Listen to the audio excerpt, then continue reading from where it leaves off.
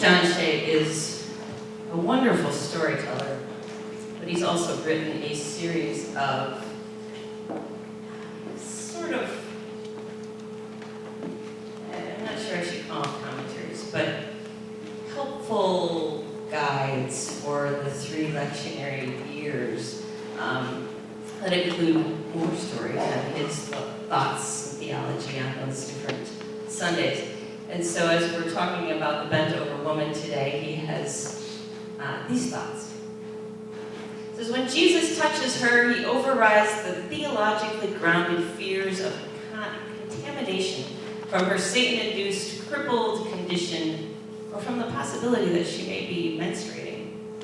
But Jesus' welcome is not the act of a rebel ignoring tradition and custom. His actions of calling her out, talking to her, touching her, and healing her are theologically motivated. He's doing what God has done from the beginning, freeing people from what oppresses them.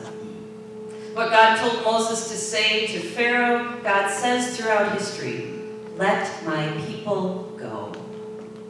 If no one else in the synagogue knows this, then Jesus and the woman do. When she stands straight, dignified, and whole, she praises God.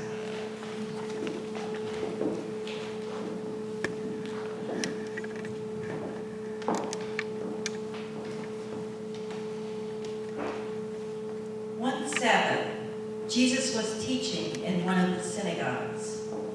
There was a woman there who for 18 years had a sickness caused by a spirit. She was bent double, quite incapable of standing up straight. When Jesus saw her, he called her over and said, "Woman, you are free of your infirmity." He laid his hands on her, and immediately she stood up straight and began thanking God. The head of the synagogue, indignant that Jesus had healed on the Sabbath, said to the congregation, "There are 6 days for working. Come on those days to be healed, not on the Sabbath." Jesus said in reply, "You hypocrites! Which of you doesn't let your ox or your donkey out of the stall on the Sabbath to water it? This daughter of Sarah and Abraham has been in the bondage of Satan for 18 years. Shouldn't she have been released from her shackles on the Sabbath?" At these words, Jesus' opponents were humiliated. Meanwhile, everyone else rejoiced at the marvels Jesus was accomplishing. Would you pray with me? Ancient One,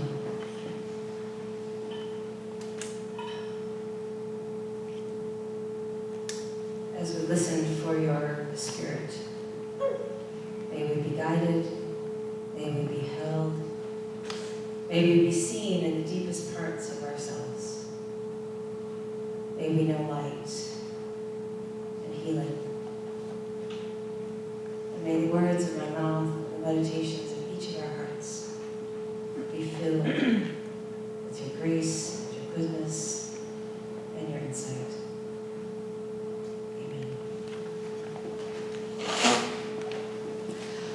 So, Luke, the author of Luke Acts, has traditionally been thought of as a physician. Many of you have been in healing professions, and anyone who's in a healing profession has spent their life caring for others and ministering to others and wanting healing and wholeness for others. And so we have to assume that this is where Luke came from, that was his training, that was his background, that was his passion. It seems to me that given the fact that he was baptized, became a follower of Jesus, and wrote a gospel about him, it says that in Jesus he found a kindred spirit. He found someone who was sort of passionate about the same things he was passionate about, and someone who taught him to take healing a few steps farther than the healing of the physical.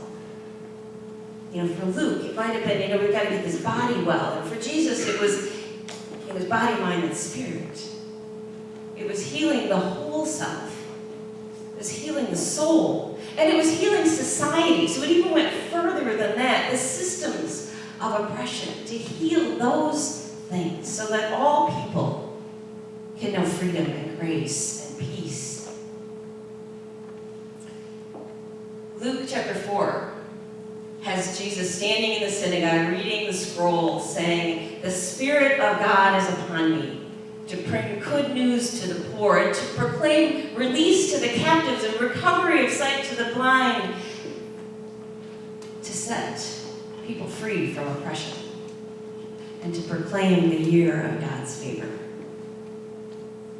That's what Jesus was about. In that one line, he summed up the healing that he was about, that he wanted, with the Spirit of God within him, to accomplish in his time. And as we read Luke, we hear over and over again of this kind of healing that he does accomplish. And so we have the story of the bent-over woman today, which is probably a really familiar story to all of us. You know, we're in an interesting time and space, though, culturally, when it comes to medical stuff. Right? We're sort of saturated, perhaps oversaturated, with bits and pieces of medical knowledge and sharing what's going wrong with everybody, and especially as we get older, what's the first thing you talk about? You know, it's Sharon, how you doing today? Oh, well, my knees kind of, it's the first thing. Kaye, how you doing today? Well, I spent all day yesterday cutting down 4 trees and I can still move my arms, so it's all good. We talk more and more about our illnesses and our infirmities and our aches and our pains. And we've all gone on the internet and Googled all of them, so that we're armchair physicians at best, detriments probably to our very selves at worst. How many of us have gone into the doctor pretty sure we knew what was wrong with us before we even got there? She goes, "Doc, I think I got this." No, I didn't say that. This is the culture we live in today. It's if we'd seen this bent-over woman, or if somebody told us about this bent-over woman, the first thing we'd be doing is diagnosing in our heads. Well, gee, maybe she could have osteoporosis. My grandma had osteoporosis. She was kind of bent over like this. Or maybe she fell, had an injury, had a spinal cord injury, disc degeneration. It could be disc. Anybody else? And then if somehow she were miraculously cured, we'd all be like, all right, well, how did that happen? What medication was she taking? What doctor was she seeing? Did she have any procedures done? Because, we're all thinking bone and tissue and nerves don't just fix themselves, and if they did, well, how exactly did that happen? Was it perhaps a stem cell transplant that happened? We want to know these things, and yet it's interesting that Luke, the physician, is not concerned with any of these things at all in this passage. So perhaps there is a deeper than cursory glance look at what this passage is trying to tell us and trying to get to. And it behooves us to try and look a little bit deeper than just this story of a bent-over woman standing up. Let's look to the theological depth that's possible here. Because I think Luke's really, in this whole story between Jesus and the leaders of the synagogue, we see a tension in 2 different theologies. The theology of Jesus, the theology of the synagogue leaders, and the difference in their understanding of God's intent and God's nature. So, if we look first at the bent-over woman, because I think there are 2 key pieces in understanding this, and we have a healing of a woman on the Sabbath. Okay? So if we look at this bent-over woman, what might she symbolize? What might she represent if we look at this on a broader scale? Oppression. What? By whom?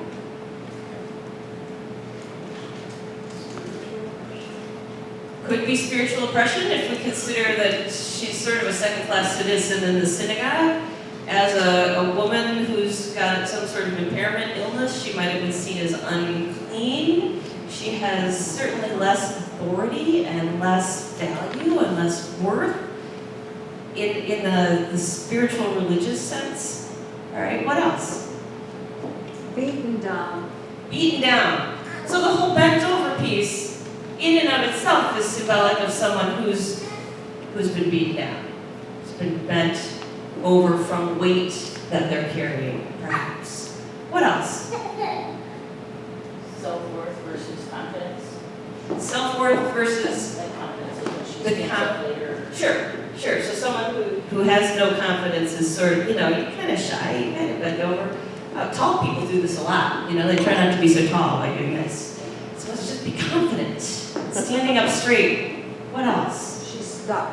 She's stuck. For 18 years, she's been stuck. So long suffering. Or stuck. Burdens. She could be burdened by all kinds of things. Or symbolize any sort of burden that people might have. People who are stuck. People who are bent over. People who are oppressed. People who are marginalized. People who are outcast. Oppressed not only by the synagogue, but by society, who at that point doesn't think women are so hot either. By the government. All of those pieces can play into her symbolism. Did you catch the piece where Jesus says she is a daughter of Abraham and Sarah? She's a daughter of Abraham and Sarah. What does that mean? Part of the tribe. She's part of the tribe. She's part of your family. She's not like, and Abraham and Sarah were, this is like the founders of the family. We're pulling out the big guns here. So he includes her and brings her into the circle and widens the circle. Everybody who is a son and everybody who is a daughter of Abraham and Sarah.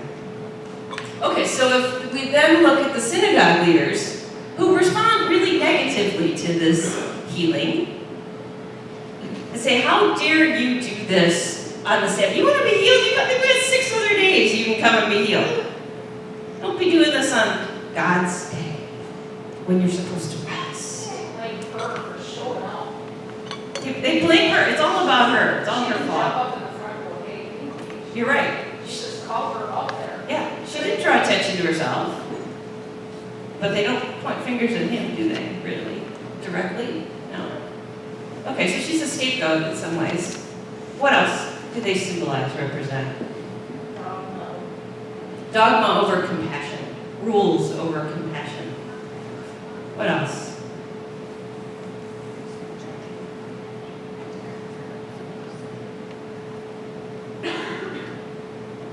They're the oppressors, right, in this situation.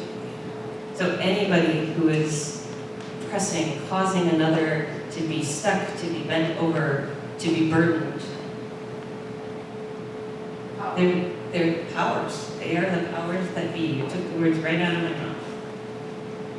There's the status quo, too. This is sort of the way things are. So these leaders of the synagogue don't really seem to be concerned about the actual healing, though. They're concerned about the fact that it took place on the Sabbath. That it broke this Sabbath law of doing work on the Sabbath. And Jesus calls them out. I really like Jesus. He says, you hypocrites. He said, sure, when it's convenient for you, when it helps you, you're all about it. But if it's not all about you, and it's about the poor marginalized ones, the outcast ones, the downtrodden ones, you don't care. There's one other piece about the bed of a woman that we didn't take into account. When you're doing this, and you're standing up there, do you see her? No, she's invisible. She's the invisible one. She's the one you don't see face to face. She's the one you can overlook, literally. And so the synagogue leaders do, but Jesus doesn't. He calls her out, even though she might not have been able to be seen very well, right? And he sees her. It says he looks at her. But he says to the synagogue leaders, you hypocrites, when it's easy for you, good for you, yeah, sure, you don't feed your ox and your donkeys on Sunday. Maybe you shouldn't do that either. He's forcing them to look at their theology and forcing all of us to look at our theology and our interactions with others by saying, what exactly does God intend? Does God really not intend for there to be any activity on the Sabbath, even if it's good activity? Or does God simply want people to be set free from that which bends them over? And to help them to stand up with dignity. To heal their body and their soul by bringing them back into the family and bringing their connections back. And their connection to God back. This is not a judgmental God like that of the leaders of the synagogue who are willing to say, you're in, you're out, you're good enough to be healed on the Sabbath, or not good, I don't know. He includes everybody. This is not just a random story and a random healing. This is a chance to really look at the difference in Jesus' theology and the prevailing theology at the time. The theology that we're called to follow as ones who follow Jesus' teaching versus things that might be in our society and in our institutions. Will we act with compassion? Will we see others? God sees the invisible. God acts with compassion. God lifts up the marginalized and the brokenhearted and the oppressed. And if we're to follow the teachings of Jesus, we're called to do the same things. God didn't create money and power and governments and religious institutions. People did. God didn't create the rules of society or the rules of religions that say who's worthy enough or who should be included or excluded based on their gender or their sexual orientation or their age or their ability or their race or their clothes or their culture. God didn't set up a hierarchy. Who was better and who was less than, of God, or of men over women. God didn't decide who could marry who.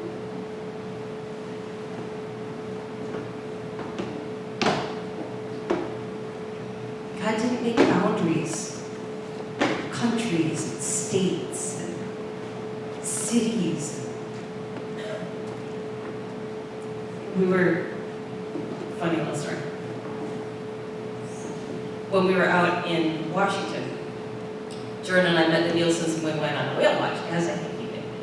And the captain of the whale watching tour was or at least the guy on the microphone had a very interesting sense of humor. So we had gone a really, really long ways up into Canada to finally find the orcas. It's a long, long ride back. And we're all inside freezing and trying to get warm. And he comes on the speaker and he says, oh, you've all got to get outside. You can't believe what you're going to see. We hardly ever get to see this. This is such a rare sighting. Hurry up. You don't want to miss this. Everybody. And of course, everybody's like, getting up and going outside. And Nancy's sitting there going, don't move. Because he does this all the time. This particular time, he's like, look over on the right shore. We see the pincus flamingos. And we don't ever get to see them. Of course, it's the plastic flamingos on the end of the guy's lawn, right? And everybody rolls their eyes and starts going back inside. Nancy said the week before, a couple weeks ago, one of the other times they went, I don't know if it was the time you were on, he got everybody to go outside and look down into the water to look for the orange dotted line between between the US and Canada. Nancy said the sad thing once that people stayed there and kept looking. I am here to tell you there is no orange dotted line between here and Canada. God does not create the boundaries between anywhere and anything. We are one earth, we are one people. You know, if I've seen anything in the last couple months, how many of you went to the state fair? Any of you go to state fair? Anybody ride the skylift? You look down on like this sea of humanity, and it's all of these amazing colors and shapes and sizes, and you walk around and you hear different ways of speaking. And you know, Jordan and I went on a whitewater rafting trip, and there were like, I don't know, 12 of us. I gotta work on my own math. 12 of us, and the 2 guides, and Jordan and I were the only 2, aside from the guides, English as first language people. We were with a family of Germans, and then the other raft were all Middle Eastern guys. You know, and then we went to Pike's Place Market in Seattle, which is this just amazing multi-level market. And you look everywhere, and there's different colors and different clothes and different accents, and you hear French, and you hear German, and you hear all kinds of things. That's who we are. We are all sons and daughters of Abraham and Sarah. I don't care what race you are, what creed you are, whatever. We are all one human family. And it's beautiful with these different shapes and textures. Anybody who thinks that God said only white people are good is ridiculous. Is God not creative enough to have all different colors and shapes and sizes? Is God not creative enough to say men and women can be equal? Is not God not creative enough to say there's more than one way you can marry somebody else?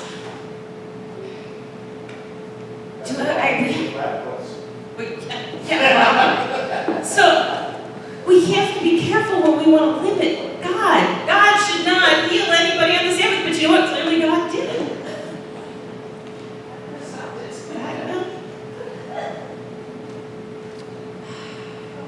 Jesus came to challenge, in that story, the institution, the prevailing theology that wanted to limit God and God's love and God's compassion. And it says in that scripture that the leaders of the synagogue were humiliated. I'm hoping they just felt some humility and saw things in a different light. Perhaps they'd been so ingrained with one way of thinking that they couldn't see it another way until Jesus pointed it out. And then they went, I could have had a V8. Why can't we open our arms and our hearts and our minds to embrace all of it? To do what Jesus did and to help the bent over stand up straight with dignity and be seen and be known, and be healed. Amen.